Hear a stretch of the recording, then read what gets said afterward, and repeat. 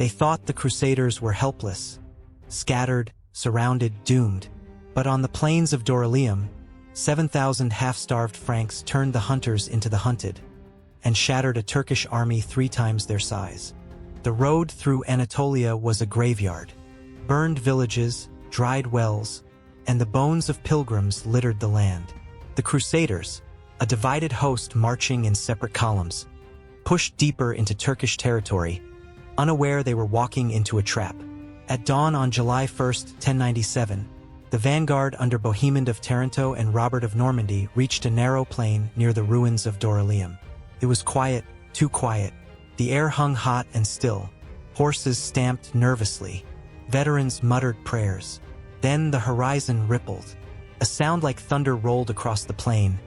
Drums, hooves, and war cries rising like a tidal wave. The Turks were coming. Kilij Arslan, Sultan of Rum, had gathered nearly 25,000 horse archers and lancers, eager to avenge his defeat at Nicaea. His riders fanned out across the hills, banners snapping in the wind. They looked like an ocean of steel and fire. Bohemian scouts returned shouting, "They're everywhere!" Within minutes, the ambush slammed into the Crusader camp. Arrows fell in sheets, hammering shields and flesh alike. Horses screamed. Pilgrims fled toward the marshes. The air filled with smoke, dust, and death. Bohemond took command instantly. "Form a wall, spears forward," he roared. His knights dismounted, locking shields and pushing the women and non-combatants into the center of a crude defensive ring. The Turks circled them, firing from every direction, never closing, never letting up. Clouds of arrows darkened the sun. Men died with bolts buried in their throats, their eyes, their hearts. Robert of Normandy fought beside Bohemond, his armor already bristling with shafts. "Where is Godfrey? Where is Raymond?" he shouted. "We'll be slaughtered before they arrive." Bohemond's answer was simple: "Then we hold until they come." But the Turks tightened the noose. Their riders darted in and out, loosing arrows at point-blank range. The Crusader shield wall buckled. Some knights begged to charge. A suicide run across open ground. "Not yet," Bohemond barked. "Buy time. Every moment we live is a message to the others." Hours dragged on. Heat rose. Water ran out. The smell of blood and burning flesh smothered the air. But Bohemond was right. Far away, Godfrey of Bouillon and Raymond of Toulouse heard the thunder of battle, and they began to march. The Turkish horsemen tightened their circle, riding so close that the Crusaders could see the sneer behind every arrow, smell the sweat on every galloping horse.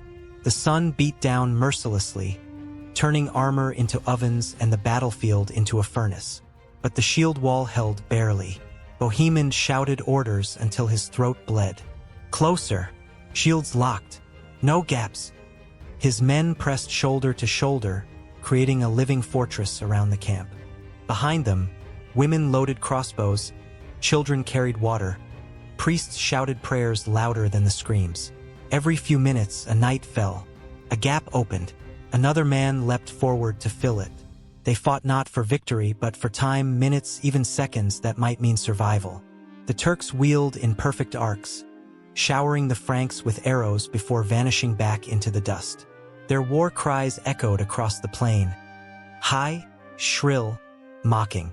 A style of war the Crusaders had never seen or survived before. Robert of Normandy gritted his teeth as another volley hammered into the wall. "We can't take this forever." Bohemond stabbed an approaching rider, yanking his spear free. "We don't need forever, just long enough." Far to the east, Godfrey of Bouillon heard the distant thunder of hooves. His scouts returned, breathless. "Bohemond is being attacked. Overwhelmed, thousands." Godfrey didn't hesitate. "Form the column. March at once." Raymond of Toulouse, marching with the Provençals, received word moments later. His face tightened. "If Bohemond falls, we all fall. Double pace." Back on the plain, the Crusader camp was collapsing. The Turks had pushed so close that arrows no longer worked. They drew swords and charged in small waves, hacking at the shield wall, trying to split it open. A young knight screamed as a scimitar carved through his helm. His body slumped, but before it hit the ground, two spearmen slammed forward to replace him. Bohemond roared, "Stand! Stand, if you want to see another sunrise." Then a horn. Faint, distant, but unmistakable. Godfrey was coming. The Turks heard it too. Their horses shifted nervously. Their formation quivered for the first time. Bohemond raised his sword high. "Hold, brothers! The lions are on the march." But the Turks weren't done. They surged forward in a storm of steel and fire, determined to break the Crusaders before help arrived. The wall of the living braced for the killing blow. The Crusader shield wall trembled under the weight of the Turkish assault. Dust and smoke turned the battlefield into a choking haze. Men could barely see the enemy. Only the flashing blades and the shadows of riders circling like wolves around dying prey. Then the ground began to rumble. Faint at first, then stronger, heavier, unmistakable. Godfrey of Bouillon was coming. He rode at the head of his cavalry, armor gleaming despite the heat, his great banner whipping behind him like a flame. The moment he saw the Turkish horde swarming Bohemon's tiny force, his voice boomed across the ranks. "Forward! Ride for your brothers!" The column surged ahead. Lances lowered. Hoofs thundered. The entire plain shook. The Turks didn't panic at first. They were veterans of steppe warfare, masters of the hit and run. They wheeled to face the new threat, intending to swarm Godfrey the same way they had smothered Bohemond. But they misjudged one thing. Godfrey wasn't coming to survive. He was coming to kill. His cavalry smashed into the Turkish flank with the force of a falling fortress. Lances shattered ribs. Horses, armored and massive, plowed through lines of light archers. The impact sent bodies flying like broken dolls. The Turks reeled, shocked by the ferocity, by the sheer weight of Western war horses. They tried to pull back, but the dust, dead, and chaos trapped them. Inside the collapsing camp, Bohemond heard the roar and shouted, "Godfrey, press them into the earth." For the first time that day, the Turks began to fall back. Not far, not breaking but bending. Kilij Arslan raced to the front, urging his riders to encircle the newcomers. His voice rose above the screams and drums. "Pull back, regroup, hit them from the sides." It might have worked. It should have worked. But another horn sounded deeper, heavier, furious. Raymond of Toulouse had arrived. His Provençal knights charged from the opposite side, trapping the Turks between two walls of iron. Their lances glittered in the sun as they tore into the enemy's rear ranks with terrifying precision. A giant knight, Raymond himself, crashed through a cluster of archers, smashing shields aside with his mace as if clearing brush. The Turks were surrounded. For the first time, real fear flashed in their eyes. Godfrey saw the hesitation and drove deeper, shouting, "In nomine Domini, push them to the river!" The Turks tried to break out. They tried to wheel. They tried to flee. But the noose was tightening. What had begun as a brutal ambush was turning into a trap. Their trap. The Turks had encircled Bohemond at dawn. Now, by midday, they were the ones encircled. Godfrey and Raymond's cavalry hammered their flanks, crushing archers and scattering horsemen who had never before tasted the full weight of Western steel. Kilij Arslan sensed the shift immediately. He had fought Franks before, reckless, stubborn, deadly in close combat, but never like this. Never united. Never striking from two sides with such perfect, brutal timing. He shouted orders to break out, to regroup on higher ground, but his voice was swallowed by the chaos.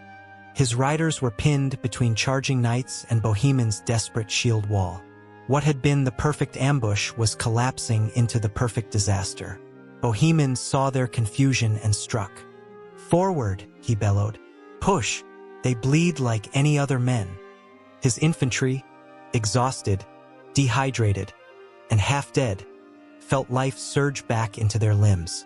They advanced for the first time that day, shields pounding the earth, spears stabbing through clouds of dust and arrows.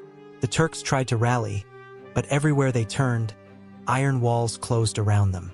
Godfrey's knights slammed into their right, breaking their formation again and again. Raymond's provincials hacked into their left, driving the enemy toward the marshes. And Bohemond, furious, relentless, surged from the center, cutting down a standard-bearer and seizing the collapsed banner in triumph. Panic flickered through the Turkish ranks. This was not how battle worked. Frankish knights weren't supposed to coordinate. Pilgrims weren't supposed to withstand an ambush. Starving men weren't supposed to crush elite cavalry. Kilij Arslan cursed under his breath. He had underestimated them. Again, he signaled a retreat, but the field was too tight, too choked with bodies and wreckage. Archers wheeled and crashed into fleeing riders. Horses tripped over the dead. A once fluid army of horsemen was now a mangled heap of metal, panic, and blood. Raymond spotted the Sultan's banner and shouted, "Cut off the head! Press them harder!" The Crusaders roared and charged as one, their fury fueled by hunger, terror, and vengeance. Finally, the Turkish lines broke. Not gracefully, but violently. Riders bolted in every direction. Some fled into the marsh and drowned. Others raced for the hills, throwing away shields and quivers to lighten their flight. Kilij Arslan escaped with a fraction of his force, his pride shattered, his army crippled. He looked back only once, at the sea of Christian banners rising like ghosts from the dust, and whispered, "Not again, never again." But the Franks were not done. They pursued the fleeing Turks across the plain, swords raised, their war cries shaking the earth. The ambushers had become the hunted. The moment the Turkish line shattered, the Crusaders transformed from a desperate shield wall into a roaring tide of revenge. Months of humiliation, ambushes, starvation, and poisoned wells now exploded in a single primal instinct: hunt them down. Godfrey slammed his visor shut and spurred his destrier forward. "Drive them from the field," he thundered. His knights surged after him, their lances lowered, their massive horses crushing fleeing riders beneath iron hooves. Bohemond's infantry, exhausted but blood-hungry, chased the enemy into the marshlands. Spears thrust into the backs of retreating archers. Maces cracked skulls. For once the Turks, masters of mobility, were slow, tangled in mud, panicked, weighed down by armor and terror. Raymond of Toulouse and his provincials swept in from the left, cutting off the last escape route. Their charge was brutal, merciless, personal. One of Raymond's knights, splattered in gore, screamed, "For every ambush, for every pilgrim you butchered." The Turks collapsed. Some threw down their bows and begged for mercy. Others tried to flee into the hills, only to be run down by Norman cavalry who struck with the precision of executioners. Kilij Arslan saw it all. The proud sultan who once ruled Anatolia like a storm now watched his riders dissolve like smoke. He attempted to regroup a handful of loyal guards, shouting, "Reform! Reform for the Prophet!" But even his voice was lost in the chaos. His men had no space to turn, no ground to maneuver, no hope. The Turks who had terrorized the Crusader march for months were now prey. One Mamluk commander tried to rally a final defense, forming a circle of archers. It lasted moments. Godfrey's knights smashed through them, scattering bodies like broken branches. The slaughter continued for hours. Sunrise had seen the Franks fighting for their lives. By noon, they owned the field. By afternoon, even the survivors of the Turkish army had vanished into the mountains, leaving behind wagons, tents, weapons, gold, and their dead. When the dust finally settled, the Crusaders stood as conquerors on a field they should never have survived. Bohemond surveyed the wreckage, breathing hard, his armor cracked and blood-soaked. "They thought us already dead," he said quietly. "Now let the world learn otherwise." Godfrey joined him, pointing toward the horizon where the last Turks fled like ants. "This," he said, "is only the beginning." Dorylaeum was not just a victory. It was a message, written in blood, that the crusade would not be broken. The battlefield of Dorylaeum was a furnace of death long after the screams faded. The sun baked the corpses of men and horses alike. Arrows jutted from the earth like thorns, and shattered shields floated in the marshes where so many Turks had drowned. But to the Crusaders, starving, ragged, and bruised, it was a treasure vault dropped from heaven. When the last Turkish riders disappeared into the hills, Bohemond raised his sword and gave the order everyone had waited for. Gather everything. God rewards the faithful. The Franks surged across the plain. Tents stuffed with silk, gold coins, jeweled scabbards, purebred horses, crates of arrows, bowstrings, dried fruit, wheat, water skins. Wealth and supplies the Crusaders hadn't seen in months. Knights who had considered eating their own horses now led Turkish stallions by the reins, marveling at their speed and strength. Pilgrims who had walked barefoot now pulled on soft leather boots taken from dead archers. Even the poorest foot soldiers found armor, shields, and curved sabers finer than anything they had ever touched. "Christ has emptied the Sultan's coffers for us," a Norman muttered, stuffing grain into a torn saddlebag. But amid the frenzy, Godfrey walked the field with a grim face. "Respect the dead," he warned. "Even our enemies stood brave this day." Few listened. Hunger and exhaustion had made saints into scavengers. Raymond of Toulouse arrived limping, blood drying on his cheek. He watched his men loot and sighed. "At least they smile again," he said. "Better sins of abundance than sins of despair." Bohemond approached him, a rare grin splitting his dust-caked face. "Raymond," he said, lifting a golden bowl looted from a Turkish command tent, "I believe Providence has declared us victors." "Providence?" Raymond snorted. "Or your appetite for plunder?" Yet even he couldn't deny the truth. The Crusaders had entered this valley begging God for a miracle, and now they stood knee-deep in it. As night fell, campfires dotted the plain. Men ate until their stomachs ached. Horses drank freely for the first time in weeks. Priests sang hymns of thanksgiving, their voices hoarse but triumphant. And far from the laughter and clatter of feasting, Kilij Arslan brooded beneath the mountains, staring at the smoke rising from his ruined camp. They had underestimated the Franks once. It would be a mistake few Turks ever repeated. The victory at Dorylaeum filled the Crusaders' bellies, but not their path. Ahead lay the burning heart of Anatolia, a wasteland carved by Kilij Arslan's vengeance. The Sultan, humiliated and furious, ordered every village between Dorylaeum and Iconium destroyed. Wells were poisoned, fields torched, granaries emptied. The Crusaders marched straight into a desert built by their enemy. Within days, the joy of victory turned to grim endurance. The air shimmered with heat, dust-coated tongues and lungs. Horses that had survived the battle now dropped dead under the sun. The Turkic raiders returned, not in open battle, but as shadows firing arrows from distant hills, vanishing before a countercharge. Bohemond rode beside Godfrey, his armor baking in the heat.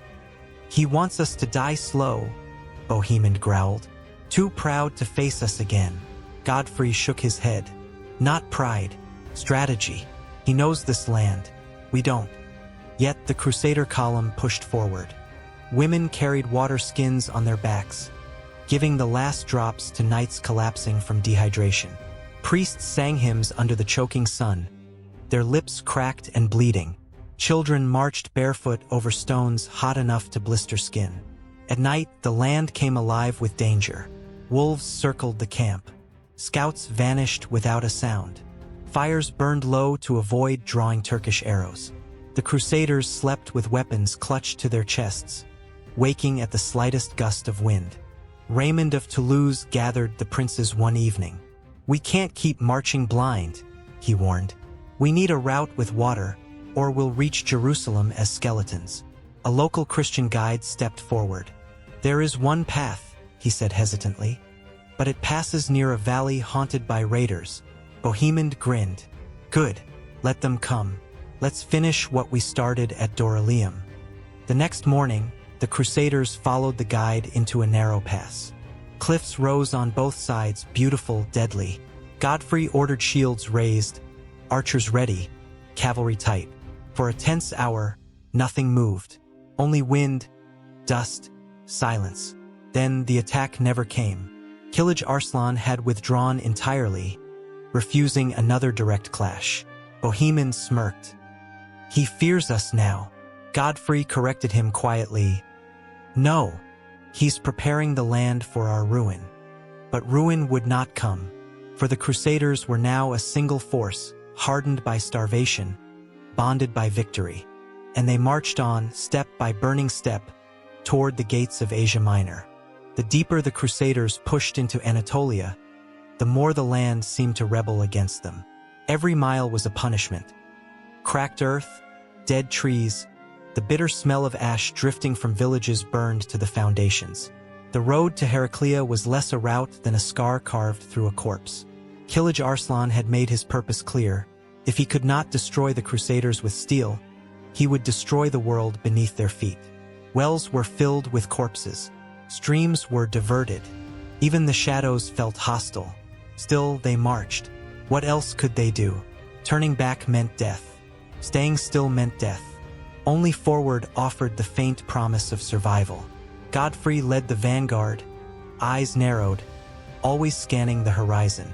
"The Sultan watches," he murmured to his brother Baldwin. "I feel him in every gust of wind." Behind him trudged thousands, knights, footmen, women, children. The entire host stretched thin across the dying plain. Raymond's provassals guarded the baggage train. The Normans kept to the flanks, bows ready, wary of ambush. Priests carried relics under tattered cloth, whispering exhausted blessings to men too tired to listen. Supplies ran low again. Water was rationed to drops. Bread was dust. Horses collapsed and were butchered where they fell. Men stripped armor to survive the heat and marched half-naked under banners that now hung limp and faded. Then came the mountains, jagged peaks, scorching by day and freezing by night. The Crusaders wound through narrow paths where one rolling boulder could have crushed entire units. "If the Turks hit here," Bohemond muttered, "we're finished." But Kilij Arslan did not attack. He let the mountains do his killing. On the sixth day, a storm swept down with terrifying force.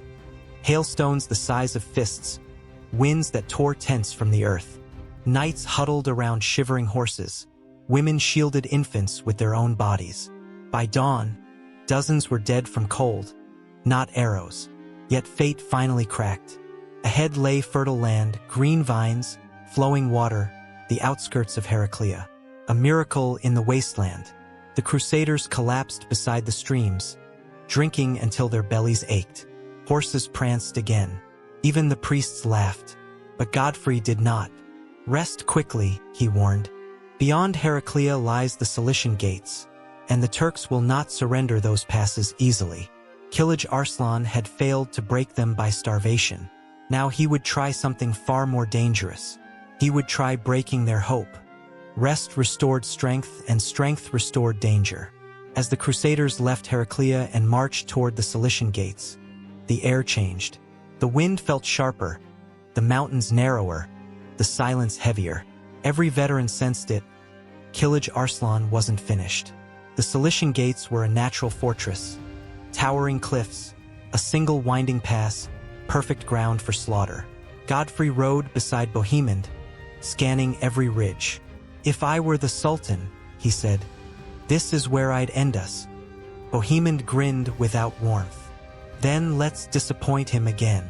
The column advanced, shields raised, cavalry tight, archers ready. The pass twisted like a serpent through stone walls that stretched to the sky. Birds circled above, too many birds.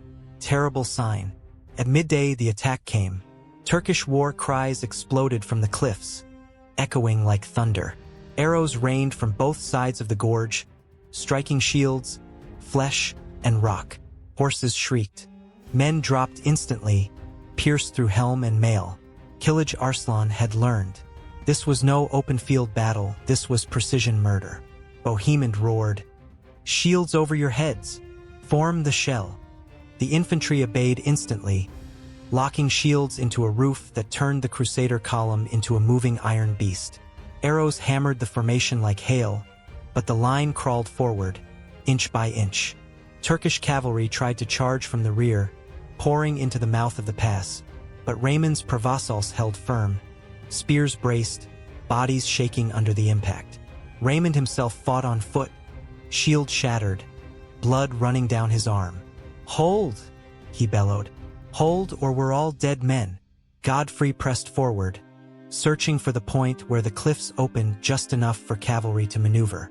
His eyes burned with determination. "Break the choke!" he shouted. Just a few more steps. Then a roar. Norman knights surged from the center like an iron wedge. Bohemond led them personally, his sword raised, his voice booming off the rocks. "With me!" The Crusaders burst from the trap like a hammer hitting glass. The moment they reached open ground, everything changed. Cavalry deployed. Archers took positions. The Turks who had dominated the pass now found themselves facing the full weight of Frankish steel. Kilij Arslan watched from the cliffs as his final ambush collapsed under the charge of Godfrey's knights. His warriors broke. His hopes shattered. For the second time, he turned away in disbelief, defeated not by numbers, but by men who simply refused to die. Ahead lay the plains of Cilicia. Behind lay Anatolia, broken open by Crusader iron. The road to the Holy Land was open. When the Crusaders finally emerged from the nightmare of the Anatolian mountains, the land seemed to breathe again. Ahead lay the wide, sunlit plains of Cilicia, dotted with vineyards, rivers, and towns untouched by war. To men who had survived thirst, fire, ambush, and starvation, it felt like stepping into paradise. Godfrey halted on a ridge overlooking the valley. For a long moment he said nothing, just stared, letting the warmth of the land wash the ghosts of Anatolia from his face. Then he whispered, "This is the road to salvation." Behind him, the army poured out of the mountain pass like water bursting from a broken dam.